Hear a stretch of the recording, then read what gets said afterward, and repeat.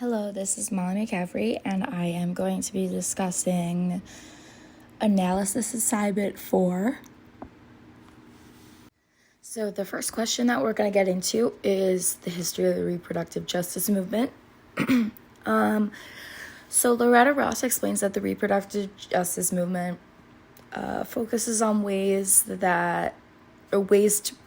to bring communities and movements affected by reproductive policies to advocate for the full human rights and justice of everyone. So there are basically 3, and some could say 4 basic elements to this. One is that every human has the right to choose whether or not they want to have a baby, and that includes using the pill, getting abortions, or having access to condoms, etc. The second one is that you have the right to have, if you want to have your child, you have the right to have it under the circumstances that you wish, whether that's a water birth in a hospital, an epidural, a C-section. These are all your choices.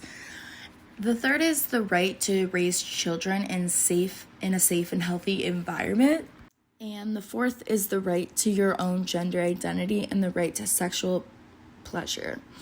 So the reproductive justice movement all kind of started when Hillary Clinton made a pitch to a pro-choice feminist conference to help support a healthcare reform proposal. And the problem was that they decided to avoid referencing abortions or including abortions. And they did this because they figured that if they didn't mention abortions, the public health reform, that it would be more likely to be supported by Republicans. But the problem is, how do you support female health care and pro-choice ideology and not include abortions? Reproductive health care is women health care. And to assess healthcare, you need to look at it at an intersectional analysis. If someone does not want a pregnancy, it might not mean that they don't want a baby. It might mean that they don't make enough money or live in the right environment or have the right healthcare. There's many reasons. And so within that issue lays the issue of unequal healthcare, specifically because Black women have a harder time getting contraceptives, or at least affordable ones, and then they have higher rates of pregnancies, and then they have higher rates of abortions, and it's just, it's all a cycle. So, the reproductive justice movement really needs to focus on a holistic analysis, starting with universal health care, because it's hard to even make a decision about your life, about your choices, about reproductive choices when you don't even have access to all the possible options. The second point we're going to be getting into is how Palestine and immigration are both feminist issues.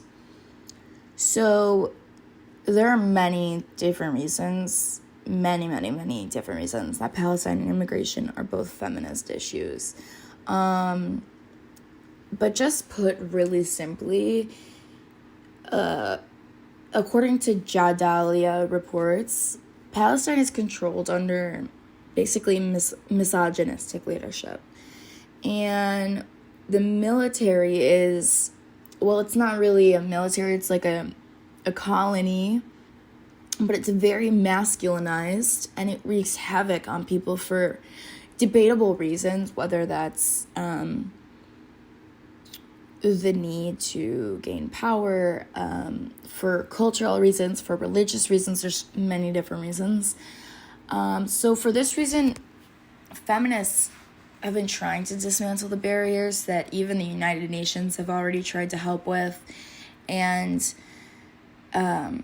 it within Palestine, and that is just get equal treatment, equal opportunity for women, whether leading us into our next point, that is immigrating out of the country or just having a safer environment in the country. It all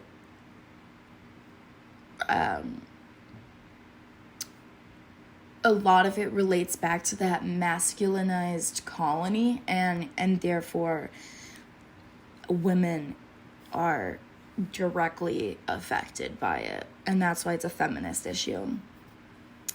Immigration is also a large feminist issue.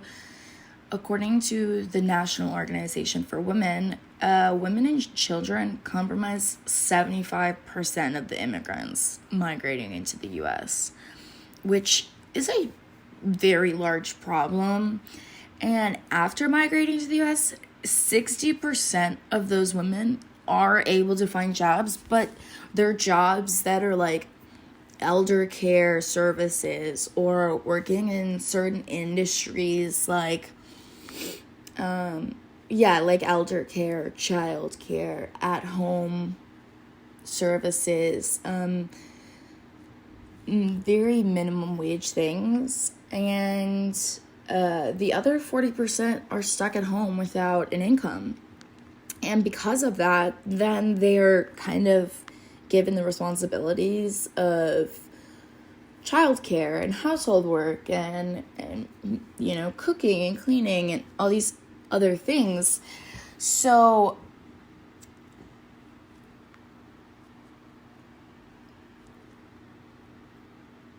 it can be hard to explain this without pulling a lot of different statistics and stuff, but basically when women have these roles, they're at a much higher risk of domestic violence, whether that's emotional or physical. And then because of that, and the fact that they are undocumented women, there's really nothing they can do about it. They can't, they probably have already tried to find a job to get out of their situation, or would want to go to the police, but they can't because they, again, are undocumented. So there are a lot of reasons that immigration is also a large feminist issue. The third topic we're going to get into is how prisons and policing are critiqued by abolitionists, feminists. And there are, again, many, many reasons that abolitionist feminists critique prisons and policing. Just one of those reasons is that sexual misconduct is the second most reported form of police misconduct, which means it's a really big issue. Studies have shown that most officers spend their time writing tickets, responding to noise complaints, disturbances, surveying areas, like very minimum duty things. And with the history of the police misconduct, especially in recent years, more and more feminists are becoming abolitionist feminists to promote the abolishment of police, or at least cut their presence and budget in half. Because with this the case, the officers that are, still working, they can focus those resources and their time on the bigger issues in the community. There is I'm sorry, I don't remember where it came from. There was one statistic that said, like, most officers make one felony arrest a year. It's just like, we don't need all the police officers there are. And so if we cut down their time, they'd be able to focus on those felony arrests and make those the bigger issues. And we can have,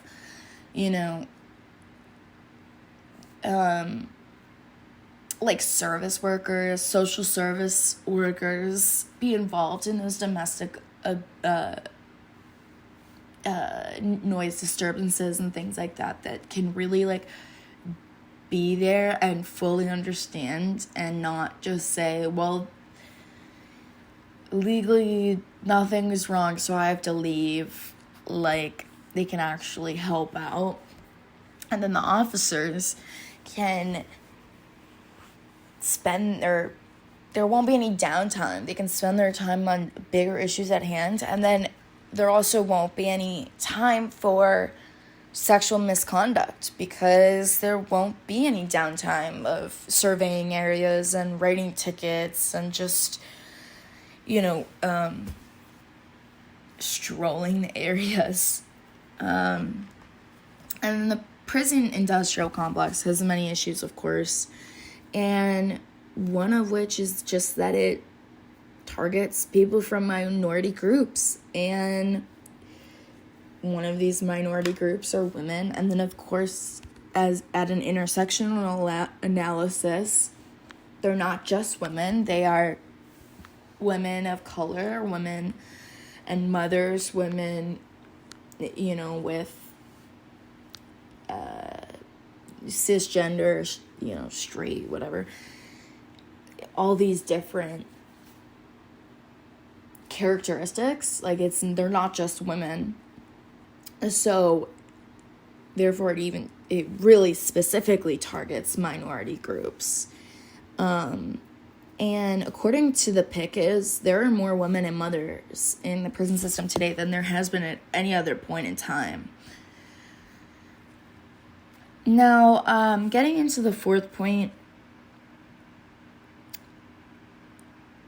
the ways that the theory of intersectionality has impacted feminist movements, I've kind of already gone over this in many different ways throughout this podcast, but really, truly, how we understand gender oppression differently, we just have to remember, again, that women are not just women. They have different sexualities, different cultures, different experiences, characteristics, families, and so on. So when we look at gender oppression, we have to include intersectionality because it's not, but it almost is like a determinant of how that gender oppression is going to look like. So, for example, when we look at Palestine, we know that women are not mistreated just because they are women. It's because of the culture and the religion they are surrounded by that enforces the misogynistic treatment and oppression of women. So that's why feminists can't just look at women or just focus on women. You have to focus on the bigger picture. What is it that they're surrounded by that causes the women to be oppressed and impacted? And yeah, that is all I have for you today. Thank you for listening. Thank you for a great semester. I hope you have a great Christmas, winter, holiday break, and yeah, goodbye.